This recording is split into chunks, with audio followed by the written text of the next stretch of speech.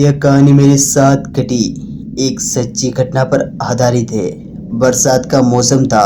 मैं अपने दोस्त के साथ उसके गांव आया हुआ था। मुझे ये गांव काफ़ी अच्छा लग रहा था। मुझे यहाँ पर आए लगभग 3 दिन हो गए थे। मेरे दोस्त के घर पर दूध का व्यापार होता था, इसीलिए हर शाम को मेरा दोस्त गांव के जमींदार के घर दूध पहुंचाने जाता था। लेकिन एक दिन मेरा दोस्त किसी काम से बाहर गया हुआ था, इसीलिए मैंने घर वालों से कहा, लाइए आज दूध मैं लेकर जाता हूँ। यह सुनने के बाद दादी माँ ने मेरे हाथ में दूध का डिब्बा थमा दिया। उसे लेकर मैं जमींदार के घर जाने लगा।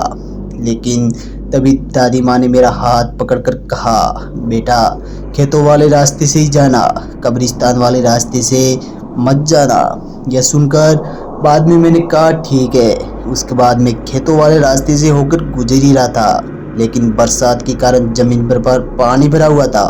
खेतों से पानी बाहर की तरफ धार मारते हुए आ रही थी। सच कहूँ तो आगे जाने का रास्ता नहीं था, तो इसके बाद कब्रिस्तान वाले रास्ते से जाने के अलावा मेरे पास और कोई रास्ता ही नहीं था। मैंने सोच लिया था कि मेरे घर पर किसी को नहीं बताऊंगा कि मैं कब्रिस्तान वाले से रास्ते से होकर आया हूँ। उसके बाद मैं कब्रिस्तान वाले रास्ते की तरफ जाने लगा, लेकिन तब एक बुजुर्ग आदमी ने मुझे कहा, उस आदमी ने मुझे पूछा कि मैं कब्रिस्तान वाले रास्ते से क्यों जा रहा हूँ। इसके बाद मैंने जवाब देते हुए कहा कि मुझे जमींदार के घर जाना है। यह सुनने के बाद वो कहता है, ठीक है बेटा तुम चले जाओ, अभी रात नहीं हुई, लेकिन रात होने से पहले वापस लौट आना। इससे पहले कि मैं उससे और कुछ पूछता, वह आदमी वहाँ से चला जाता है। उस आदमी की बातें सुनने के बाद मुझे थोड़ा थोड़ा अजीब लगने लगा, लेकिन मुझे अपना काम भी पूरा करना था, इसीलिए मैं आगे जाने लगा। कुछ ही देर में कब्रिस्तान पहुंच गया। पहुंचते ही कब्रिस्तान में गहरा सन्नाटा छाया हुआ था, लेकिन अच्छी बात यह थी कि मैं बिना किसी परेशानी के कब्रिस्तान पार करने में जमींदार के घर पहुंच जाता हूं। अब मैं वापस आने को हुआ, तभी मुझे उस बुजुर्ग आदमी की बात याद आ गई। उस आदमी ने कहा था कि अंधेरा होने से पहले वापस लौट आना, लेकिन अब शाम के 7 बज रहे थे और काफ़ी घना अंधेरा छा गया था। लेकिन मुझे घर भी जाना था, इसीलिए हिम्मत करते हुए मैं आगे बढ़ा। कब्रिस्तान मेरे नज़रों के सामने था। रात के समय वह जगह काफ़ी डरावनी लग रही थी। तभी मैंने देखा कि एक कुत्ता सामने की तरफ देखकर किसी चीज़ पर भौंक रहा है, और जब मैंने ध्यान से देखा तो मेरी रूह कांप गई। मैंने देखा कि कब्रिस्तान में दफनी हुई एक लाश कब्र से बाहर निकल आई है।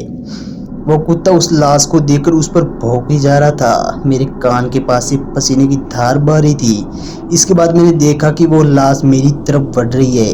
यह देखने के बाद मैंने उस जगह से भागने की कोशिश की, लेकिन बरसात के पानी की वजह से मेरा पैर फिसला और मैं झाड़ियों में जा गिरा। मैंने सामने ही तब देखा तो सामने कोई नहीं था। मैंने चैन की सांस ली कि तभी किसी ने मेरे कंधे पर हाथ रखा। जब मैंने पीछे मुड़कर देखा तो मेरे सामने वह लाश खड़ी हुई थी। उसकी आंखें अंगारों जैसी लाल थी और चेहरे पर एक अजीब सी मुस्कान थी। उसे देखने के बाद मुझे काफ़ी जोर का झटका लगा। मैं जितना तेज भाग सकता था उतना तेज भागा। जगह से भागते हुए जब मैंने पीछे मुड़कर देखा तो मैंने देखा कि वो लाश वहीं पर खड़े खड़े मुझे अजीब तरह से घूर रही थी। तभी अचानक किसी ने मुझे धक्का दे दिया और मैं ज़मीन पर गिर पड़ा। मुझे काफ़ी चोट आई थी। मैं अपने आप को देख ही रहा था कि तभी मुझे सीलन सी हुई। मैंने अपने सामने देखा तो मेरे सामने वही जिंदा लाश खड़ी हुई थी। वो मेरे तरफ आ रहा थी। मेरे शरीर बिल्कुल ताकत नहीं था। मैं चाहकर भी भाग नहीं पा रहा था, और फिर उस लाश ने मेरा गला दबोच लिया। बड़े बड़े पंजों वाली उसकी पकड़ इतनी मजबूत थी कि मेरा दम घुट रहा था। अब मेरे आंखों के सामने घना अंधेरा छाने लगा।